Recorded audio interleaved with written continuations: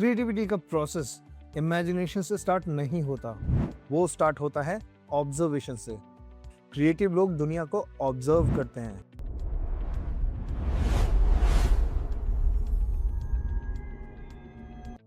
Hi everyone, my name is Mohammad Shadab और मैं हूं एक 3D जर्नलिस्ट और क्रिएटिव एजुकेटर और वेलकम है आप सबका ड्रामंत्रम एकेडमी के चैनल पे। यहाँ पर हम लोग सिर्फ स्किल्स नहीं सीखते, हम लोग समझते हैं कि रियल क्रिएटिव इंडस्ट्री में एक्चुअल में काम कैसे होता है। अगर आप क्रिएटिव फील्ड में काम करते हो, चाहे वो डिज़ाइन हो, एनिमेशन हो, फिल्म मेकिंग या मार्केटिंग हो, तो एक कॉमन बिलीव ऑलमोस्ट हर जगह सुनने को मिलता है। लोग कहते हैं कि क्रिएटिविटी इमेजिनेशन से आती है और कुछ लोग तो इसको और भी ज़्यादा रोमांटिक बना देते हैं। वो बोलते हैं कि रियल क्रिएटिव्स रेफरेंसेस यूज़ नहीं करते, जैसे क्रिएटिविटी कोई मैजिकल चीज़ है जो सडनली दिमाग में आ जाती है। लेकिन जब आप क्रिएटिव इंडस्ट्री को क्लोजली ऑब्जर्व करते हो तो एक डिफरेंट रियलिटी सामने आती है। वर्ल्ड के best designers, illustrators, film makers और स्टूडियोज़ को अगर आप स्टडी करोगे तो आपको एक पैटर्न दिखाई देगा। ऑलमोस्ट हर स्ट्रॉन्ग क्रिएटिव प्रोजेक्ट के पीछे रिसर्च होती है और उस रिसर्च के साथ रेफरेंसेस होती हैं। एक्चुअली में क्रिएटिविटी का प्रोसेस इमेजिनेशन से स्टार्ट नहीं होता, वो स्टार्ट होता है ऑब्जर्वेशन से। क्रिएटिव लोग दुनिया को ऑब्जर्व करते हैं। Posters, films, architecture, typography, photography, colours, shapes, patterns. फिर वो इन सब चीज़ों को एनालाइज करते हैं और फिर उस नॉलेज को कंबाइन करके कुछ नया क्रिएट करते हैं। इसीलिए अगर आपको लगता है कि रिसर्च क्रिएटिविटी को रेस्ट्रिक्ट करती है, तो let me tell you, reality is totally different. Research creativity को लिमिट नहीं करती, उसको एक्सपैंड करती है। What research means in creative work. अब एक इंपॉर्टेंट सवाल आता है, क्रिएटिव वर्क में रिसर्च का मतलब एग्जैक्टली होता क्या है। बहुत से लोग रिसर्च को सिर्फ गूगल सर्च समझते हैं, लेकिन क्रिएटिव रिसर्च उससे काफ़ी ज़्यादा डीपर होती है। क्रिएटिव रिसर्च का मतलब होता है प्रॉब्लम को समझना। एग्जाम्पल के लिए सोचिए, आपको एक ब्रांड के लिए लोगो डिज़ाइन करना है। अगर आप सीधा डिज़ाइन सॉफ्टवेयर ओपन करते हो और शेप्स बनाना स्टार्ट कर देते हो तो चांसेस हैं कि डिज़ाइन रैंडम होगा। लेकिन अगर आप पहले रिसर्च करते हो तो आप डिफरेंट चीज़ें समझते हो। कंपनी क्या करती है, उनका ऑडियंस कौन है, इंडस्ट्री का विजुअल लैंग्वेज क्या है, उस ब्रांड के कॉम्पिटिटर्स कैसे कम्युनिकेट कर रहे हैं। तब आपका डिज़ाइन सिर्फ डेकोरेशन नहीं होता, वो कम्युनिकेशन बन जाता है। रिसर्च आपको एक इम्पॉर्टेंट चीज़ देता है, कॉन्टेक्स्ट। और क्रिएटिव वर्क बिना कॉन्टेक्स्ट के ऑफन सुपरफिशियल लगता है, लेकिन जब कॉन्टेक्स्ट क्लियर होता है तो हर डिज़ाइन डिसीजन मीनिंगफुल हो जाता है। इसी वजह से प्रोफेशनल्स क्रिएटिव डिज़ाइन स्टार्ट करने से पहले थिंकिंग और रिसर्च में टाइम इन्वेस्ट करते हैं। What references actually are. अब बात करते हैं एक और इम्पॉर्टेंट कॉन्सेप्ट की, रेफरेंसेस। क्रिएटिव इंडस्ट्री में रेफरेंसेस एक बहुत कॉमन वर्ड है, लेकिन अक्सर बिगनर्स इसको गलत समझते हैं। रेफरेंस का मतलब कॉपीइंग नहीं होता है। रेफरेंस का मतलब होता है एग्जाम्पल्स स्टडी करना। ये वो विजुअल्स होते हैं जो आपको समझने में हेल्प करते हैं कि किसी प्रॉब्लम को विजुअली कैसे सॉल्व किया गया है। रेफरेंसेस इमेजेस हो सकती हैं, पोस्टर डिज़ाइंस हो सकते हैं, इलस्ट्रेशंस हो सकते हैं, फिल्म फ्रेम्स हो सकते हैं, इवन आर्किटेक्चर भी रेफरेंस हो सकता है। And even nature itself can be a strong visual reference. Creative लोग रेफरेंसेस कलेक्ट करते हैं क्योंकि ये उनको विजुअल लैंग्वेज समझने में हेल्प करते हैं। जैसे अगर आप पोस्टर डिज़ाइन कर रहे हो तो आप पहले डिफरेंट पोस्टर स्टाइल्स स्टडी करते हो। आप देखते हो टाइपोग्राफी कैसे यूज़ हो रही है, कलर्स कैसे बैलेंस हो रहे हैं, कॉम्पोजिशन कैसे अरेंज है। स्लोली एंड स्लोली आपका ब्रेन एक विजुअल लाइब्रेरी बिल्ड करता है, और जितना स्ट्रॉन्ग आपका विजुअल लाइब्रेरी होता है उतने ही स्ट्रॉन्ग आपके क्रिएटिव डिसीजंस निकल कर आते हैं। How professionals use references. अब एक इंटरेस्टिंग चीज समझना इंपॉर्टेंट है। प्रोफेशनल क्रिएटिव्स रेफरेंसेस को कैजुअल इंस्पिरेशन की तरह यूज नहीं करते, वो सिस्टमेटिक वे में रेफरेंसेस यूज करते हैं। यूजुअली प्रोसेस कुछ इस तरह से होता है। सबसे पहले प्रोजेक्ट का ऑब्जेक्टिव समझा जाता है, क्लाइंट क्या अचीव करना चाहता है, क्लाइंट की ऑडियंस कौन है, कम्युनिकेशन का टोन क्या होना चाहिए।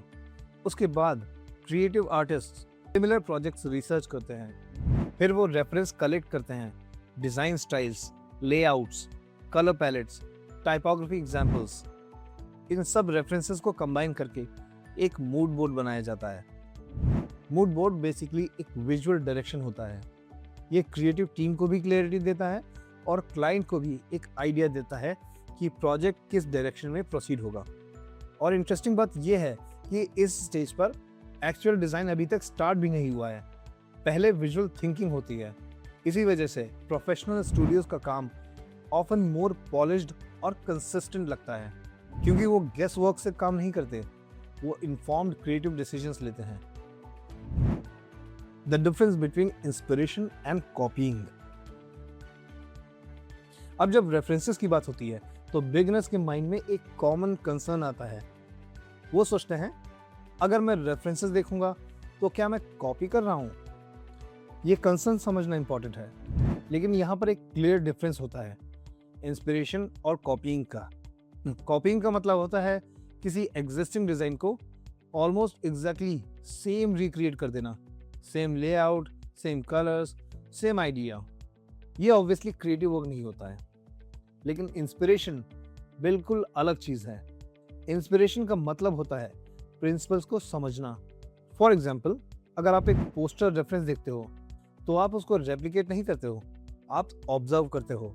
टाइपोग्राफी की हायरार्की कैसे बिल्ड की गई है, कलर्स का मूड क्या है, कॉम्पोजिशन का बैलेंस कैसे क्रिएट हुआ है, और फिर आप उन प्रिंसिपल्स को अपने प्रोजेक्ट में अप्लाई करते हो, लेकिन अपनी प्रॉब्लम के अकॉर्डिंग। इसी प्रोसेस में ओरिजिनलिटी डेवलप होती है। एक्चुअल में जब आप मल्टीपल रेफरेंसेस स्टडी करते हो तो आप एक डिज़ाइन कॉपी नहीं करते, आप पैटर्न्स और आइडियाज़ को कंबाइन करते हो, और वही कॉम्बिनेशन न्यू सॉल्यूशंस क्रिएट करता है। इसलिए रेफरेंसेस क्रिएटिविटी को डैमेज नहीं करते, वो क्रिएटिविटी को ट्रेन करते हैं। Research helps you solve problems. एक और इंपॉर्टेंट चीज जो बिगिनर्स मिस करते हैं वो ये है कि क्रिएटिव वर्क का रियल पर्पस क्या होता है। बहुत लोग क्रिएटिव वर्क को सिर्फ विजुअल ब्यूटी से कनेक्ट करते हैं।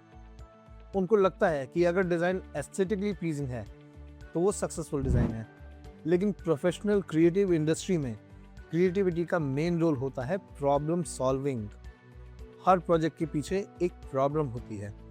एक ब्रांड अपनी आइडेंटिटी कम्युनिकेट करना चाहता है, एक एडवर्टीजमेंट को अटेंशन कैप्चर करना होता है, एक पोस्टर को मैसेज डिलीवर करना होता है, एक सोशल मीडिया रील या वीडियो को ऑडियंस अट्रैक्ट करनी होती है। और जब तक आप प्रॉब्लम को डीपली समझते नहीं हो तब तक आप इफेक्टिव सॉल्यूशन क्रिएट नहीं कर सकते। और यही वो जगह है जहां रिसर्च क्रिटिकल हो जाती है। रिसर्च आपको प्रॉब्लम के डिफरेंट लेयर्स दिखाता है। ऑडियंस क्या एक्सपेक्ट करती है, मार्केट में ऑलरेडी क्या एग्जिस्ट करता है, कौन सी विजुअल स्टाइल्स इफेक्टिव रहती हैं। जब आप ये सब समझ लेते हो तो आपका डिज़ाइन गेसवर्क नहीं होता, वो स्ट्रैटेजिक सॉल्यूशन बन जाता है। और इसी वजह से strong creative work often simple लगता है, क्योंकि उसके पीछे डीप थिंकिंग होती है। Now let me tell you briefly about Dramantram Academy. Dramantram Academy creatives के लिए एक लर्निंग स्पेस है जहां सिर्फ सॉफ्टवेयर नहीं बल्कि क्रिएटिव थिंकिंग बिल्ड करना सिखाते हैं। We focus on making beginner to professional journey clear, structured and practical. Understanding audience and context. Creative work सिर्फ क्रिएटर के लिए नहीं होता है, वो ऑडियंस के लिए होता है। और इसी वजह से ऑडियंस को समझना रिसर्च का एक इम्पॉर्टेंट पार्ट होता है। एग्जाम्पल के लिए इमेजिन करो कि आप एक डिज़ाइन बनाना चाहते हो। अगर आपका टारगेट ऑडियंस टीनेजर्स हैं तो विजुअल स्टाइल एनर्जेटिक हो सकता है, बोल्ड कलर्स यूज हो सकते हैं, डायनामिक टाइपोग्राफी हो सकती है। लेकिन उसी जगह पर अगर आपकी ऑडियंस कॉर्पोरेट प्रोफेशनल्स हैं तो आपका अप्रोच कंप्लीटली डिफरेंट हो सकता है। डिज़ाइंस मोर मिनिमल हो सकती हैं, कलर्स ज़्यादा कंट्रोल्ड हो सकते हैं, टाइपोग्राफी थोड़ा ज़्यादा स्ट्रक्चर्ड हो सकती है। ये डिफरेंसेस गैस करके नहीं आते, ये रिसर्च से आता है। रिसर्च आपको ये समझने में हेल्प करता है कि कौन देख रहा है और किस कॉन्टेक्स्ट में देख रहा है। प्लेटफॉर्म भी इम्पोर्टेंट होता है। एक डिज़ाइन इंस्टाग्राम के लिए है या वेबसाइट के लिए है या बिलबोर्ड के लिए है, हर प्लेटफॉर्म का विजुअल बिहेवियर अलग होता है।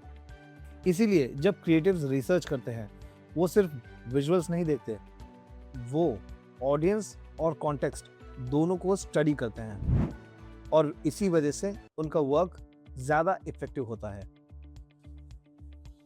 Research improves visual quality. Research का एक और डायरेक्ट बेनिफिट होता है, इंप्रूवमेंट इन विजुअल क्वालिटी। जब आप regularly strong creative work study करते हो तो your eyes gradually start to train. आप नोटिस करना स्टार्ट करते हो कि स्ट्रॉन्ग कॉम्पोजिशंस कैसे वर्क करती हैं, टाइपोग्राफी की हायरार्की कैसे बिल्ड होती है, कलर पैलेट्स का बैलेंस मेंटेन कैसे होता है, लाइटिंग का मूड कैसे क्रिएट होता है। इनिशियली ये सब चीज़ें रैंडम लगती हैं, लेकिन जब आप रेफरेंसेस स्टडी करते रहते हो तो आपको पैटर्न समझ में आने लगते हैं और फिर जब आप खुद डिज़ाइन क्रिएट करते हो तो वो अंडरस्टैंडिंग ऑटोमेटिकली अप्लाई होने लगती है।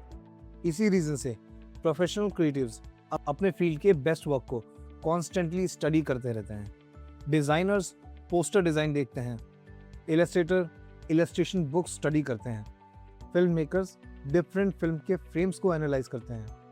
ये सब रिसर्च सिर्फ इंस्पिरेशन से नहीं होती, ये एक तरह की विजुअल ट्रेनिंग होती है और टाइम के साथ ये ट्रेनिंग डायरेक्टली आपके क्रिएटिव आउटपुट में रिफ्लेक्ट होने लगती है। Speed versus guess work.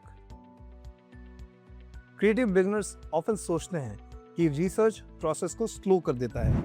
उनको लगता है कि अगर वो डायरेक्टली डिज़ाइन स्टार्ट कर देंगे तो काम जल्दी कंप्लीट हो जाएगा, लेकिन practical reality is completely opposite. जब आप बिना रिसर्च के काम स्टार्ट कर देते हो तो आप एक्चुअली गेस वर्क पर काम कर रहे होते हो। आप ट्राई करते हो एक लेआउट, फिर वो काम नहीं करता, फिर आप कलर्स चेंज करते हो, फिर टाइपोग्राफी चेंज करते हो, फिर कॉम्पोजिशन भी चेंज कर देते हो। और ये trial and error process most of the time बहुत ज़्यादा टाइम कंज्यूम कर लेता है। लेकिन जब आप प्रोजेक्ट स्टार्ट करने से पहले थोड़ा टाइम रिसर्च में इन्वेस्ट करते हो तो आपको डायरेक्शन मिल जाता है। आपको पता होता है कि इंडस्ट्री में क्या वर्क करता है, कौन से विजुअल अप्रोचेस इफेक्टिव रहे हैं, कौन से मिस्टेक्स अवॉइड करने चाहिए। इसीलिए रिसर्च का रियल पर्पस सिर्फ आइडियाज़ लेना नहीं होता है। रिसर्च डिसीजन मेकिंग को फास्टर बना देता है। प्रोफेशनल क्रिएटिव्स इसी वजह से प्रोजेक्ट के बिगिनिंग में रिसर्च और रेफरेंसेस कलेक्ट करते हैं ताकि एग्जीक्यूशन स्टेज में क्लैरिटी हो। और जब क्लैरिटी होती है तो क्रिएटिव प्रोसेस एक्चुअली बहुत ज़्यादा एफिशिएंट हो जाता है।